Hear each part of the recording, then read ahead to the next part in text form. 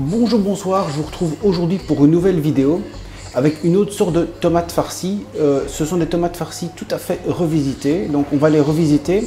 À la place de mettre beaucoup de viande, on va mettre de la semoule, c'est-à-dire de la semoule type couscous, donc de la semoule comme ceci. Alors on va tout de suite passer à la revue des ingrédients. On aura donc un beau poivron coupé en lamelles, plus ou moins 200 g de carpaccio. Pour les tomates, vous prenez à peu près 4 belles tomates dont vous enlevez le chapeau et l'intérieur. On récupère l'intérieur des tomates pour la suite de la recette. Sel et poivre en fonction des goûts. Du pesto. 3 belles cuillères à soupe de pesto. Et pour la semoule type couscous, on va utiliser 8 cuillères à soupe. Alors, pour la recette, c'est facile. On va tout mélanger dans ce récipient-ci. Donc, les lamelles de poivron, le carpaccio coupé en lamelles, les 3 cuillères à soupe de pesto, le sel, le poivre, la chair de tomate et le couscous.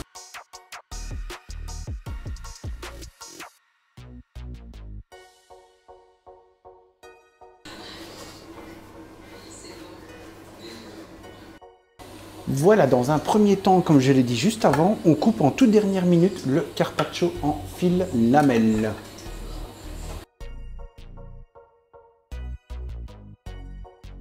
On va tout mélanger dans notre bol. On a mis donc les poivrons, la viande, la chair de tomate.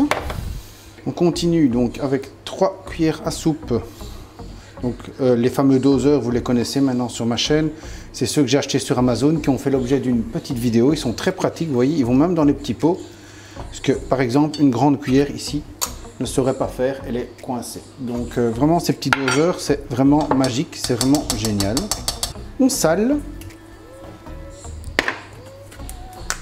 On poivre. 8 cuillères à soupe.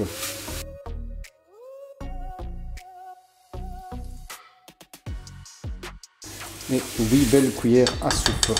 Alors vous avez vu, j'étais pas non plus super précis parce que c'est une recette salée, c'est pas une recette de pâtisserie, donc on peut un peu jouer avec les quantités.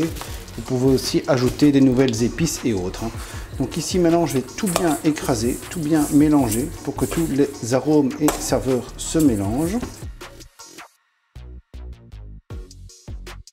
Alors maintenant on vient préparer son multi-pot ou autre autocuiseur, instant pot, cookéo, ce que vous voulez, avec une cup d'eau. Une belle cup d'eau. J'ai pas osé trop remplir, donc je mets encore un tout petit peu, voilà. Et une fois qu'on a fait ça, on vient installer la petite grille qu'on a reçue avec. Maintenant, on va venir remplir nos tomates avec la préparation qu'on a faite juste avant. Donc on prend nos tomates et on remplit bien avec la préparation qu'on a faite juste avant. Ce qui était important donc juste avant aussi, c'était donc de garder les fameux chapeaux. Et grâce à ces fameux chapeaux, voilà,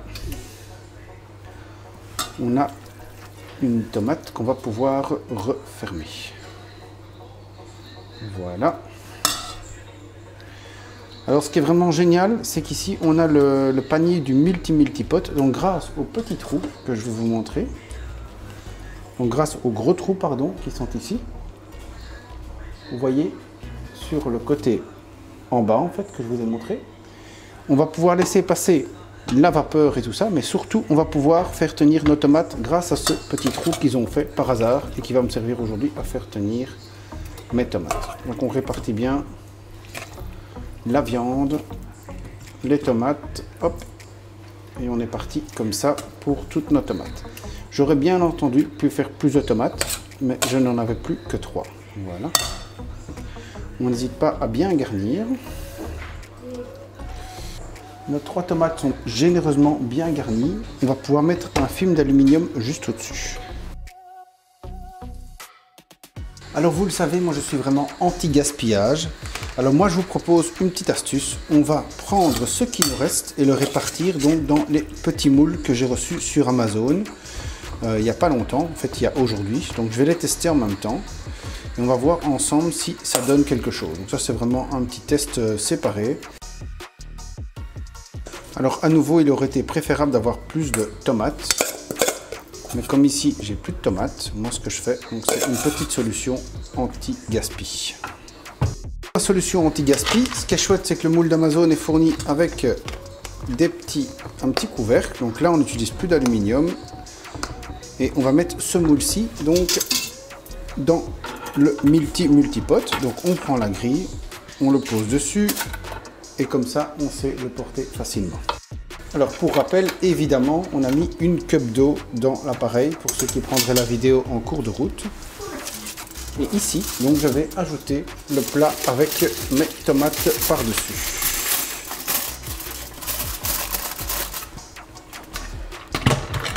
On va donc cuire ici sur 2 étages. On met sur sealing, donc on tourne vers la droite, pas venting. Et on va venir cuire sous pression pour 10 minutes.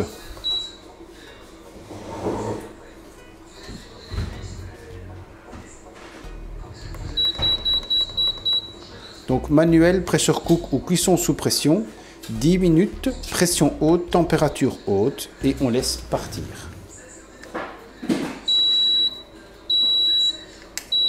Voilà, donc nous avons fini la cuisson. Donc on appuie sur cancel ou annuler. On procède en tournant la poignée au quick release.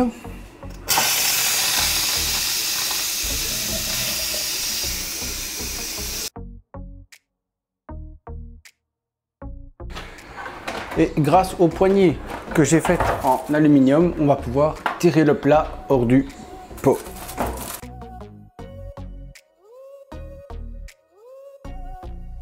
Pour votre information, les 2 plats qui sont juste au-dessus, ici, ce sont des plats dont vous avez déjà eu la recette dans une autre vidéo, la recette des tomates farcies. Donc les tomates sont juste cuites comme il faut, ça ne va pas être cuit plus que ça. Et ici, on va ouvrir. Je vais vous dire tout de suite si la semoule et la viande, c'est bien cuit ou pas. C'est vraiment très bon, ça change. C'est un peu comme un couscous, mais donc un couscous minute. Donc voilà. Moi, je vous conseille cette recette. Je vais encore l'affiner un petit peu et je vous mettrai le texte comme d'habitude sur le blog. Je vais zoomer sur le résultat que vous voyez bien. Là, la recette est déjà finie. Comme d'habitude, en moins de 10 minutes de travail, on a fait donc un plat complet avec féculents, viande et légumes. Donc je vous dis bye bye, à bientôt pour de nouvelles recettes et d'avance merci pour vos petits pouces et pour vos abonnements. Bisous bisous.